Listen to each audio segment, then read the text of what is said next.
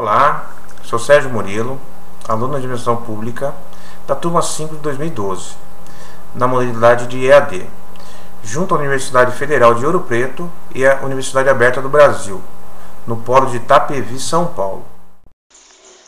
Primeiramente, meu muito obrigado aos nossos colegas, professores e tutores pela oportunidade. Meu nome é Ricardo, sou integrante do Grupo 5 de Administração Pública da UFOP, junto ao polo de Itapevi, São Paulo.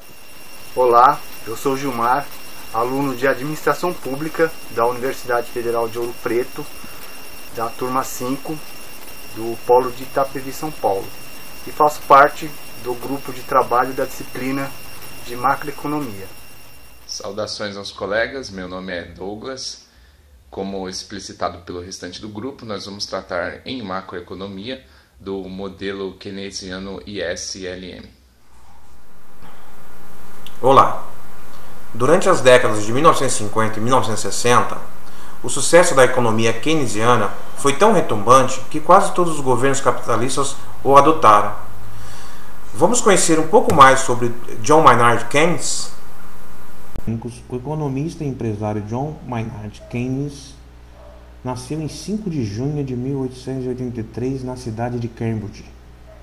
Estudou no colégio Eton, tradicionalmente frequentado pelos aristocratas, onde logo se destacou em matemática.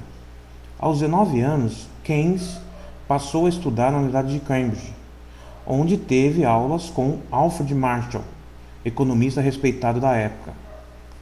Em 1906, tendo concluído seus estudos em Cambridge, Keynes torna-se funcionário público do Ministério dos Negócios das Índias, função que exerceu na Ásia por 2 anos.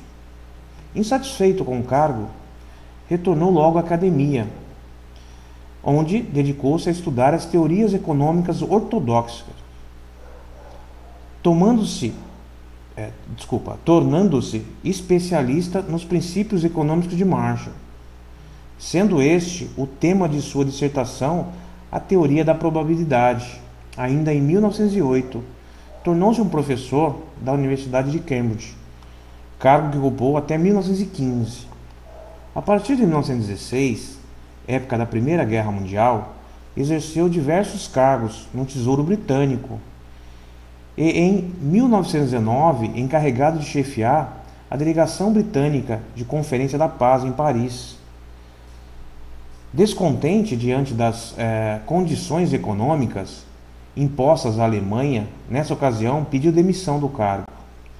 Para justificar seu posicionamento, publicou ainda em 1919 o seu primeiro livro, As Consequências Econômicas da Paz, obra com a qual ganhou notoriedade nas nações capitalistas. Na década de 1920, permaneceu afastado dos cargos oficiais, período no qual assentou-se sua insatisfação com a política de deflação adotada pelo governo e com os encaminhamentos propostos pela economia clássica. Diante do desemprego em massa que assovalava as economias capitalistas, Keynes afastou-se da economia ortodoxa, representada pela Lei de Say, lei segundo a qual não poderia ocorrer escassez de poder de compra no sistema econômico. Passou então a analisar a necessidade de intervenção do Estado no mercado, gerando dessa forma demanda para garantir os níveis elevados de emprego. E em 1925 se casou com Lídia Lopukova, famosa bailarina russa.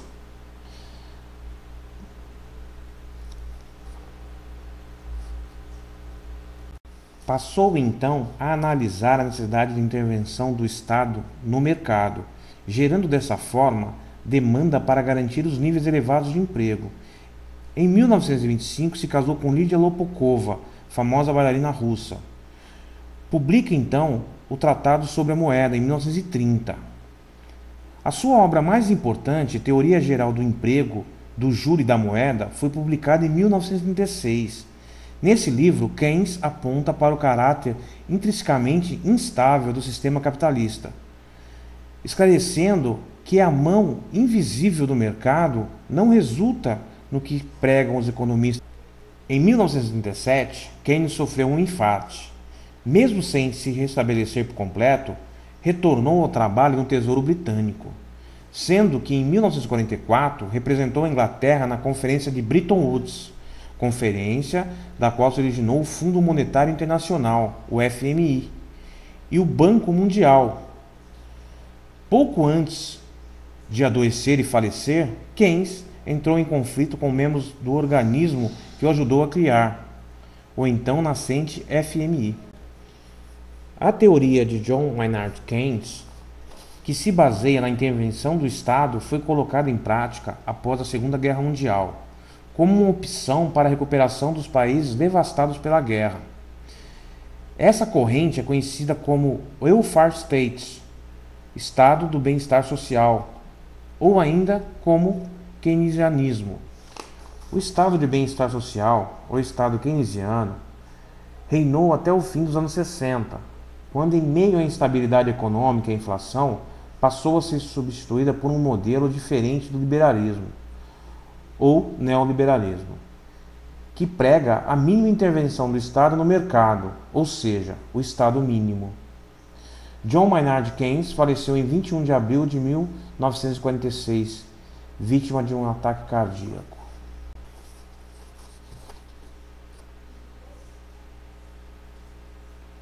O modelo ISLM é um instrumento de análise macroeconômica de fundamentação keynesiana, ou seja, começa a considerar a aplicação de recursos disponíveis em espaço de tempo. As demais teorias anteriores consideravam os espaços de tempo curto e inoperante para a realização de uma análise sólida e concreta da economia de um determinado país. Após a influência de Keynes, Hicks e Hansen, idealizam um modelo que gira em torno da demanda agregada e da propensão marginal em consumir. Inicialmente, consideravam os preços rígidos. No entanto, observaram e terem sofrido influências keynesianas, começam a considerar o espaço de tempo para o investimento, ou seja, em curtos espaços de tempo, os preços são ajustáveis, mexendo de forma circunstancial na economia de um país. O modelo se propõe a realizar um resumo de gráficos, tendo de um lado o real e de outro o monetário. O lado real da economia se propõe a analisar os fatores produtivos existentes em determinada economia. O planejamento das organizações para alcançar e extrair o máximo possível de fatores produtivos, as novas descobertas, tecnologias que potencializam e fazem com que a organização dê saltos qualitativos. A voracidade de consumo da parcela existente de um país e, por fim, as características comportamentais dos seres humanos, e o lado monetário analisa a circulação do dinheiro existente na sociedade, dos juros e da posse do dinheiro. A curva IS, que apresenta inclinação descendente, é a que se relaciona com todas as combinações de taxas de juros níveis de produtos, nas quais o mercado de bens e serviços está em equilíbrio, ou seja, qualquer combinação de taxa de juros e nível de produto que esteja na curva IS representa um equilíbrio no mercado de bens e serviços. Dado que a curva é plotada em plano cartesiano, que tem seu eixo das ordenadas à taxa de juros, e no eixo das abscissas tem-se o nível de produto. Só poderia ter-se uma inclinação negativa à curva IS. Isso porque, quanto maior é a taxa de juros, tudo mais constante, menor será o nível do produto.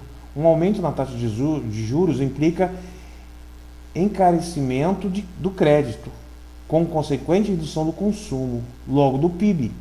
As demais taxas de juros maiores significam redução dos investimentos, dado que se tem um aumento do custo de oportunidade em se investir. A curva LM apresenta inclinação ascendente. É uma relação macroeconômica entre a taxa de juro e o nível de rendimento real. Um aumento de nível de rendimento real provoca um aumento da preferência por liquidez dos agentes econômicos. O aumento da preferência por liquidez provoca um deslocamento na função de preferência por liquidez. À luz da relação entre as variáveis taxa de juros e liquidez para que seja dada oferta de moeda. Então leva ao aumento da taxa de juro. Portanto, um aumento de rendimento real provoca um aumento de taxa de juro e a curva é positivamente inclinada.